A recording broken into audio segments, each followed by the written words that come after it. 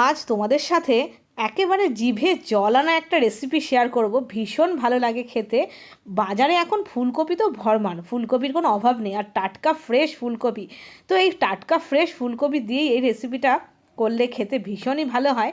সেরকমই একটা ফ্রেশ ফুলকপি আমি নিয়ে নিয়েছি। আর দেখো, এরকম মাঝারি সাইজ করে করে টুকরো করে কেটে নিচ্ছি।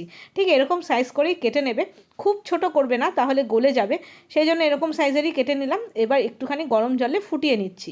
গরম জলে ফুটিয়ে আমি ছেঁকে নিলাম জল থেকে তুলে। তারপরে কড়াইতে অল্প একটু তেল দিয়ে, সর্ষের তেল দিয়েছি, তোমরা সাদা তেলেও রান্নাটা করা যেতে পারে, দিয়ে প্রথমে হালকা হাতে একটু ভেজে নেব। একটুখানি কালার আসলেই কিন্তু হয়ে যাবে। একটু নুন দিয়ে দিলাম, খুবই সামান্য নুন দিলাম, যাতে ফুলকপির মধ্যে নুনটা ঢুকে যায় সেই জন্য। তো নুন দিয়ে একটু নাড়াচাড়া করে দেখো সুন্দর একটা কালার এসে গেছে, ভেজে নিয়েছি। এবার আমি তুলে নিচ্ছি। এই রেসিপিতে ফুলকপিটা একবার করে খেয়ে দেখো, দারুণ লাগে। ফুলকপি তো অনেক রকমের রেসিপি হয়তো তোমরা খেয়েছো, অনেক রকমের রেসিপি হয়ও ট্রাই করেছো, কিন্তু এই রেসিপিটা একবার ট্রাই করে দেখো। ব্যাস, কড়াইতে দিয়ে দিলাম আর একটু সর্ষের তেল। এর মধ্যে বললামই তোমরা সাদা তেল দিয়েও করতে পারো, ঘি দিয়েও করতে পারো। আর ফোড়নে দিয়ে দিলাম একটু গোটা জিরে, একটা শুকনো লঙ্কা। যখন ফোড়নের একটা সুন্দর গন্ধ এসে গেছে, তখন আমি মশলা দেবো। তো মশলার মধ্যে প্রথমে যেটা দিচ্ছি সেটা হচ্ছে আদা বাটা। আদা বাটা দিয়ে একটু নাড়িয়ে নিচ্ছি। এখানে তোমরা যে, আমি তো নিরামিষভাবে করছি, তোমরা যদি পেঁয়াজ দিতে চাও তো একটা পেঁয়াজ বাটা দেবে, তাহলে খেতে ভালো হবে। আর আদা বাটা দিয়ে একটু নাড়িয়ে নিয়ে দিয়ে দিলাম টমেটো বাটা। টমেটো বাটা দিয়ে নাড়াচ্ছি, তখন একটু জল দিয়ে দিলাম, কারণ এখন মশলা দেবো।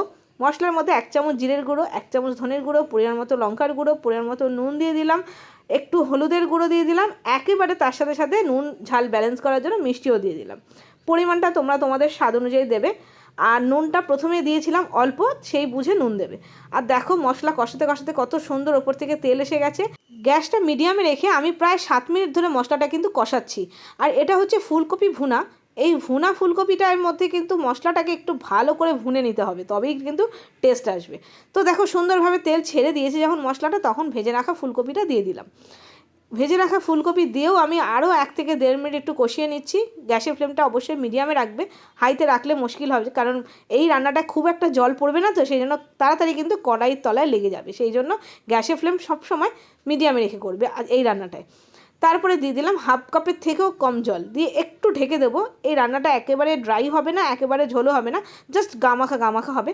5 মিনিট পর দেখো তোমাদের খুলে দেখাচ্ছি, রান্নাটা কিন্তু হয়ে গেছে, অলমোস্ট ডান, খুব সুন্দরভাবে হয়ে গেছে। আর এটা ঠান্ডা হয়ে গেলে আর একটু ঘন হয়ে যাবে, যেটুকু ঝোলঝোল দেখছো সেটা চলে যাবে। লাস্টে নামানোর আগে দিয়ে দিলাম 1 মুঠো ফ্রেশ ধনেপাতা।